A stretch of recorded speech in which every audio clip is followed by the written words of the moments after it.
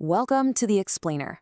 Today, we're going to unpack the surprisingly deep history, the completely fascinating food science, and the cutting-edge future of a universally beloved treat.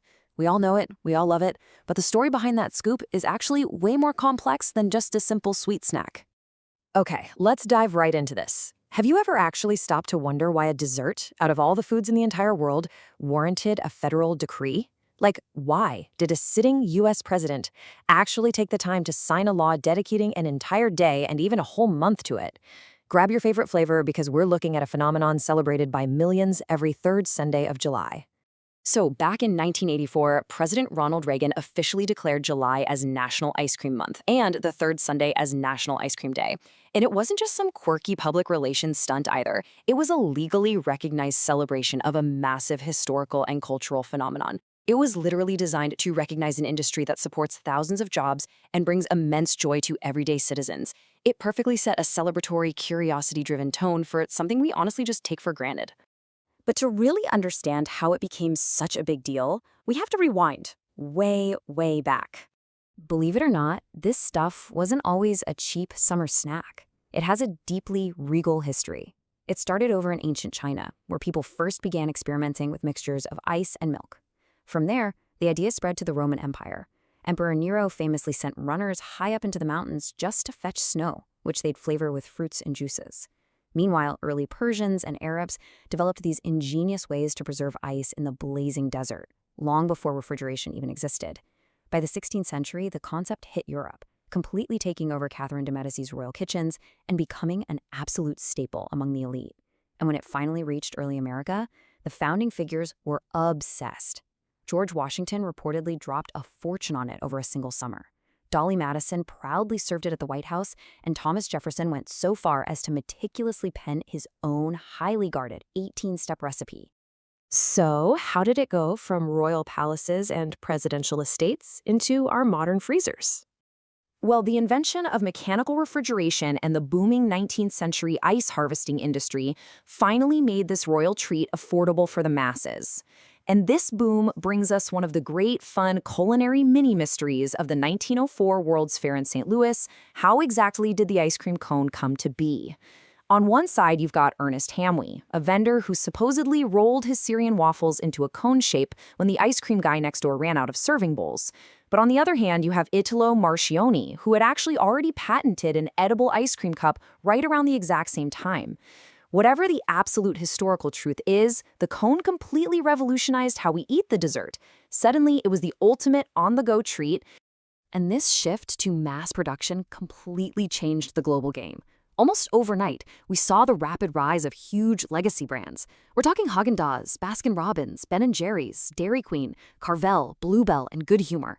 This specific era is what cemented iconic ice cream trucks, those incredibly catchy advertising jingles, and that feeling of pure summer nostalgia permanently into our pop culture. Now, what's really interesting to think about is the actual food science at play here. We have to ask, what exactly makes a scoop so irresistibly creamy? It's not just freezing some milk and sugar, it's an incredibly complex chemical balancing act. Food scientists actually have to manage hyper-precise freezing temperatures while carefully using emulsifiers and stabilizers just to keep the ice crystals tiny. Because if those ice crystals get too big, the texture becomes gritty and totally ruined. When you break down the basic composition, obviously you have your fat and your sugar. Those are absolutely crucial for that rich, decadent taste. But there's a massive third ingredient here: air. Air is the absolute secret weapon in this science. It is the invisible ingredient that prevents the entire mixture from just freezing into a rock-solid, completely inedible block of ice. In the industry, they actually have a very specific term for this: overrun. Overrun is the exact percentage of air pumped into the base during the churning and freezing process. Think about this. If a batch has 100% overrun, it means its volume has essentially doubled just with air. Without this vital aeration step, you definitely wouldn't have that signature fluffy, scoopable texture, and it certainly wouldn't melt perfectly on your tongue the way it does. But of course, the science of cold foods also brings us a painful biological reaction almost all of us have experienced: brain freeze. The actual medical term for this, and try saying this 3 times fast, is sphenopalatine ganglioneuralgia. It's this intense reaction caused by a rapid constriction of blood vessels that happens when something super cold touches the roof of your mouth. That sends a sharp pain signal directly to your brain. So hey, the next time it happens, you can just casually inform your friends you're simply suffering from acute sphenopalatine ganglioneuralgia. Moving on. It's fascinating to see how different parts of the world have adapted this core science. Looking at the sheer global diversity out there, first you have traditional Italian gelato. It's much denser and milkier, specifically because it incorporates way less overrun, again, less air than standard styles. Then there's Turkish dondurma, which is famous for being incredibly chewy and stretchy. That's actually due to an orchid root flower called salip. We've got Indian kulfi, which is unchurned, wonderfully solid, and often flavored with cardamom or pistachio, and Japanese mochi, which beautifully wraps a scoop right inside a sweet, soft rice dough.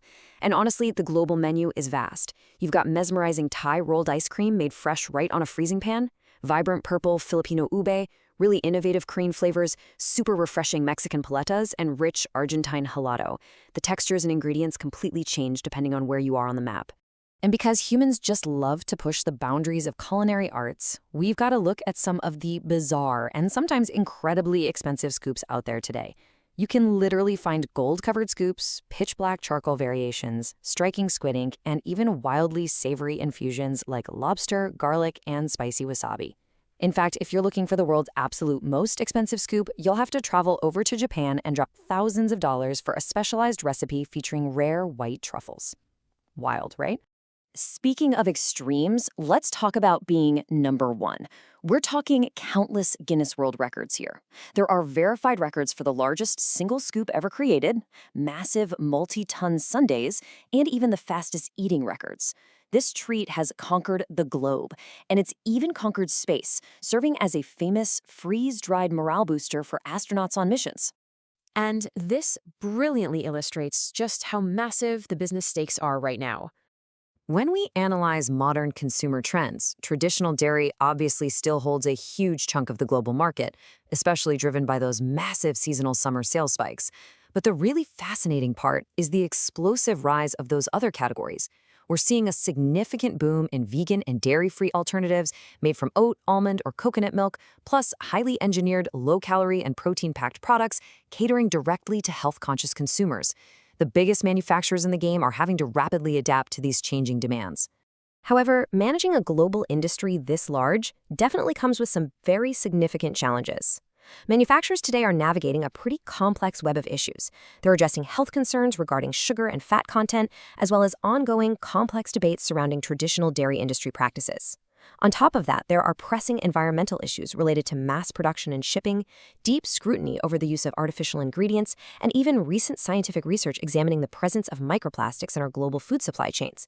The industry is currently working to address these realities objectively as consumer awareness just continues to grow. So, with all that in mind, how is the industry moving forward? Well, first, we're seeing major rapid progression towards sustainable, eco-friendly packaging initiatives aimed at cutting down that environmental footprint. And second, and I think this is truly fascinating, we are witnessing the rise of AI-created flavor algorithms. Major food companies are actually utilizing artificial intelligence to analyze super complex flavor profiles and chemical matrices to generate entirely new, unexpected, and perfectly balanced recipes that human chefs might literally never have thought of on their own. Which leaves us with one final provocative thought to close out this explainer. From Emperor Nero enjoying fruit-flavored snow in ancient times, all the way to a near future where artificial intelligence is dreaming up complex flavors and dairy-free innovations are booming, what will your next scoop actually look like? The blend of science, history, and innovation in every single bite is truly remarkable. Thanks for joining me on this deep dive, and keep staying curious.